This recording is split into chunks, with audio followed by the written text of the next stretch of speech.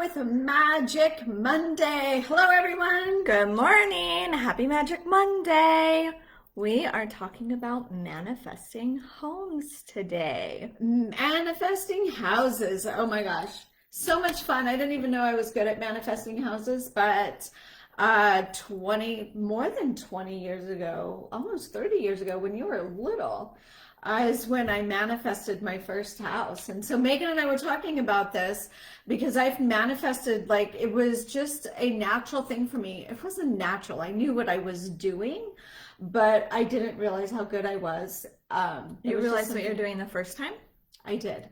I did, because I'm not sure what books I was reading, but I used the manifestation technique back then when you were a little girl, so 25, 26 years ago. And so I'm going to talk about that, and Megan's going to talk about her experience as well. Yeah, and since we've both manifested dream homes and houses, we probably do it a little bit differently than each other, we thought it would be a great idea to just share our stories, give you some inspiration if there's anything that you're manifesting right now. Because, this applies to really just about anything. You could be manifesting whatever it is that you desire. And I think our tips and hints can add to that. Here's something that I've learned, though, is that we all have our own rhythm. We all have our own manifestation style. And that's something that our students learn in Sophia Mystery School, is what is their manifestation style? Like, what is their code, right? Like, what are their keys to learning what their manifestation style is, so that they can rinse and repeat, so that they can manifest whatever they want, right? Whether it's more joy, whether it's love, whether it's a house, those are the kind of things that we teach our students in Sophia Mystery School. So we're going to give our accounts of that, and you'll see how probably wildly different they sound and how they both work. And that's why just an overall blanket statement of law of attraction isn't applicable to everyone, because we all have our own rhythms. We all have our own process. I wanted to say good morning to Courtney. Hi, Diana. For those of you tuning in, say good morning. Let us know we're here. Also, be sure to ask any questions you have around this. So the first time I manifested a house was the first house that I bought, and with my husband at the time. And what we had looked at places, and we found our favorite, and I started meditating on it. And how I meditated on it was I would visualize living in it, not getting the approval. I didn't visualize getting the approval. I didn't visualize the steps of getting the home. I visualized living in the house. And specifically, I visualized where the Christmas tree would go and celebrating Christmas there with Megan, her opening her presents, seeing the tree lit up at night, and where it would be. And this is what I have used with every single house I have ever manifested, is seeing where the Christmas tree would go. Why does this work? This works because it's a joyful time. There's a lot of emotion around Christmas. So it was easy for me to evoke the joy of spending Christmas, in that new house. And manifestation requires the emotion. It's not just about visualizing and seeing in your mind's eye. It's literally feeling inside your body that you're already complete. Hey, Anna, so glad you're here. So when I was visualizing that first house, I remember sitting in bed before going to sleep, and I would meditate, and I would imagine Megan opening her presents early in the morning under that Christmas tree in that new living room, and I would feel it. And after, I don't know, we put in an offer on the house, and so that's when I started visualizing, and eventually it clicked within inside me. It's hard to explain, but hi Veronique, it felt like a physical click, like and it was done. I knew I didn't need to visualize anymore. And the same was true for another house that we visualized when Megan was about 14, right? Is that when we moved to Arizona? 15. We moved to Arizona. We lived in Colorado, and I had already manifested another house. But we lived in Colorado, and we were moving here to Gilbert, Arizona. So that meant we needed to sell our house and buy a house in Arizona pretty rapidly. We needed the money from the sale to be able to put down on the house in Gilbert. My husband and I came and looked at houses in Gilbert. I knew the exact neighborhood. It was called Val Vista Lakes. And I knew exactly how many bedrooms we wanted. We wanted 4 to 5 bedrooms, and we wanted to be in that neighborhood. And so how I did that one, because I hadn't seen the house yet, I hadn't seen any, I wrote down every single night everything I wanted. That it had 4 to 5 bedrooms, 3 bathrooms, it was in the neighborhood, that you kids got, that Brandon and Megan got into the schools I wanted them in. I would write that down, and every night I would meditate on it. And then when we came down and saw houses, the first house we looked at had the 4 to 5 bedrooms. It was in the right neighborhood. It was exactly everything I wanted. So then once we saw the house, then I imagined where the Christmas tree would go and where we would be. Even though it was in May and June, we actually moved to Arizona in June, I was still visualizing the Christmas tree. And again, that clicked as well. And buying that house was a freaking nightmare. I was just telling Megan this, like, it was a nightmare. It was a foreclosed house. It was empty. The bank said they wanted more offers. We had realtors telling us we had to offer more. And it had already clicked that it was our house for me. My husband was like scared about it. He wasn't in the energy that I was. But I go, oh no, this is our house. It already clicked. And when the realtors said, we need you to offer more money, they're wanting everybody. And I'm like, I'm not offering more money. This is the top of our budget. If they don't accept it, then it wasn't our house. There must be a better house. But we got that house. And since then, we've manifested at least 3 houses since then. And we love our homes. And this is something that I use every single time, is where the Christmas tree goes. I love that. And also the point to point out here, the point to point out is that even though it was kind of a nightmarish experience of that particular home, you didn't stop, right? So, and that's more of just like an intuitive thing, knowing that it was your house. So even though there was a lot of steps and it felt hard, it doesn't mean that it's the universe telling you this isn't for you. Exactly. Right? So there was a level of commitment and unattachment. Yes. Right? You were committed to the vision. Yep. You still took the human steps, and then you were unattached. You knew that, okay, if this house isn't for us, then we get to move on to what is for us. So there's both commitment and unattachment. And I think that's the balance that sometimes can be challenging to maintain. Exactly. And it's powerful because, like I said, it clicked. And so then I was at ease. There was no,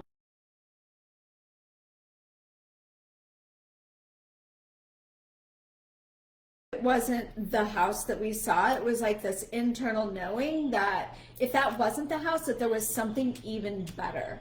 So even though there was, we had a horrible realtor, I mean, all of these things, it was just like a comedy of errors. But I just kept going like, this is our house, this is our house, this is our house, this is our house.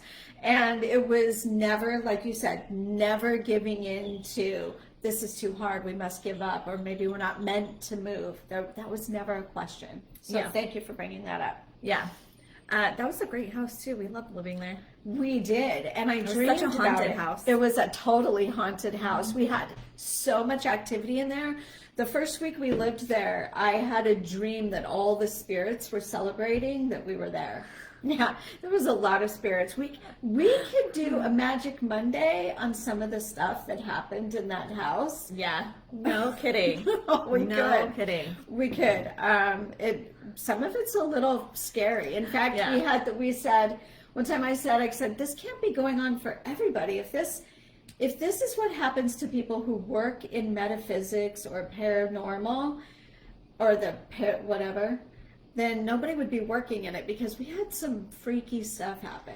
Yeah, it was kind of like that show. I don't know if you guys ever watched it, American Horror Story, but not as horrific. But I mean, like, the family moved in and there's like all these other stories going on, all these other spirits. It was like that, but way more peaceful and like light. Yeah, it was peaceful. Yeah. Most of the time. But Yeah. we should, maybe next Magic Monday we talk about that. Yeah. Let us know if you're interested in hearing about our experiences in that house in the comments below. Hi, Dylan. Hello. And who else? Victoria said, it's a sign I've been thinking of moving and talking about it yesterday, and boom, today's topic. Yeah, that's crazy. That's right. There For we sure. go. So I would say that my style is a little different because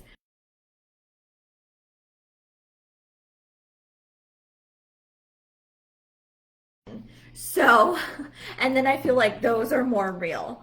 And so the process that I take, and we just recently got a new house that we're moving into in a few weeks. And I want to say, like, it was really hard and took so long, but I guess it took a week and a half. But it felt emotionally harder than that. You know, I was so attached, and I had these stories of not being able to qualify for what I wanted and feeling ashamed of the first house that we wanted, we didn't get. And I felt like this shame come over me around not being able to provide a big, beautiful home with a backyard for my kids. They're older now, and right now we're in an apartment, and they would just love, love, love a backyard. So I had my own internal stuff coming up, right? My own stories, my own patterns coming up. And so I couldn't just skip right to visioning what I wanted, right? Because I could think about what I wanted, and what that would bring up was actually more resistance, because I'm like, oh, I want it so badly. I shouldn't waste my time wanting it, because then I'll be really disappointed.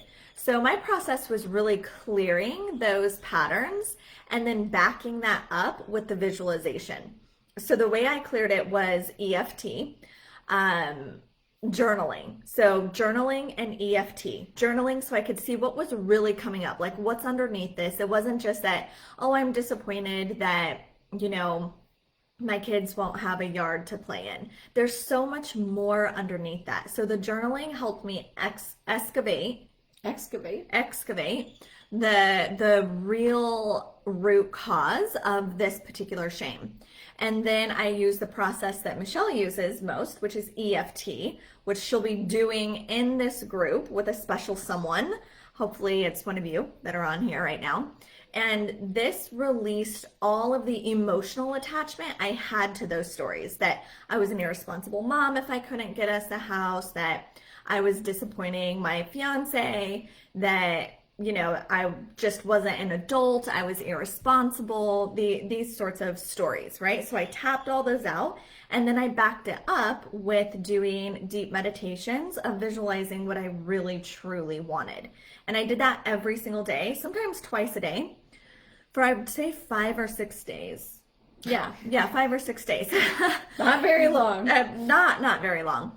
And here is where I eventually got to. This is where I knew I was in the space of manifestation, like in the vortex of manifestation, is when I felt no powerlessness around the human circumstances, right? Around like showing my taxes or my credit score, when I felt that I was above and beyond that, living in the magic, right? That remembrance that, oh, this is a fucking matrix. It isn't real. You know, I was so steeped into that what the outside people were thinking of me, what they needed from me. And then it was like, oh, wait, how silly. This is a matrix. This is only mirroring to me my biggest fears and my greatest hopes. So I got to tap in, I stayed in that energy of I am above the matrix. Instead, I get to live in the glory. I get to live in the blessing. I get to live in the magic. And when I was able to maintain that for a couple of days, that's when we got the call. They called and said, hey, we want you guys. And the particular house had many, many, many applicants. Yeah. And they chose us. And it really just doesn't make a whole lot of logical sense. And it's okay, because we aren't subject, we aren't victim to the matrix. We Exactly. are the magic. So yeah, that's my process, is definitely clearing the things that are keeping me from believing that it's possible, which are usually like self-destructive thoughts that I'm not good enough, I'm not worthy. So tapping those out and then spending time in the magic of what I do want. Yeah, that's huge. That's huge, because that gets in the way. So many people try to spiritually bypass that, in that trying just to go, I just need to believe I can have it. I just need to believe. But it's important. It's required. It's essential that you figure out what is getting in the way. You know, why am I feeling disempowered? What am I feeling about myself? And tapping through that. It's key. It's the first thing we do in Sophia Mystery School is clear out those dense energies so that you become a clear conduit for manifesting what you want. No matter what you're doing. So if it's your dream house, if it's your dream car, if it's going to that next level of income, you know, we all have these stories. Well, I can't make that much money because other coaches are charging way less, or I can't have the house I want because of, you know, I'm self-employed and those kinds of things, right? So it's getting yourself outside of the matrix by releasing those limiting beliefs. Yeah. Let's read what we have here. And I guess interested in talking about spirits. The place I currently live has one or two. D also said yes, very interested. Veronique, so cool. We can remember that we're powerful. Yes. For sure. You can create anything you want. So that's how that's how we've manifested. Is I find it so interesting because now as I look back, because I was about 25 years old with that first house, and I didn't have, you know, we didn't have the credit. It was like, you know, it was our first house that we were buying. We were a young couple, and it went through. And what was interesting is our realtor told us about all of the hiccups they had behind the scenes, and she didn't tell us about it, so we wouldn't get emotionally distraught about it. And so that was fun, you know. She's like, we got it to go through because of this and this and this, but I just didn't allow myself to, I just didn't go there. I just kept visualizing. So cool, fun. Yeah. Congratulations on your new house. Thanks. So excited. Hopefully this is helpful for you all. I see that, you know, for some people it was right on topic for what's happening in their life. So perfect how that just plays out. And we'll be in here a couple more times through this week. Some exciting stuff coming up. So stay posted, stay in here, stay active. And yeah, let us know if you're interested in hearing more like paranormal experiences. Very, very common for us. Yeah, we have a lot of them. So we will see you next week. Tori will be putting in here an application for a free coaching where I will lead you through aligning to your manifestation alignment session. You get to apply for it, and we'll be doing that live in Practical Magic On Thursday morning. Yep. Woo, fun. Fun. All right. All right, everyone. See you later. Have an amazing day. Bye for now.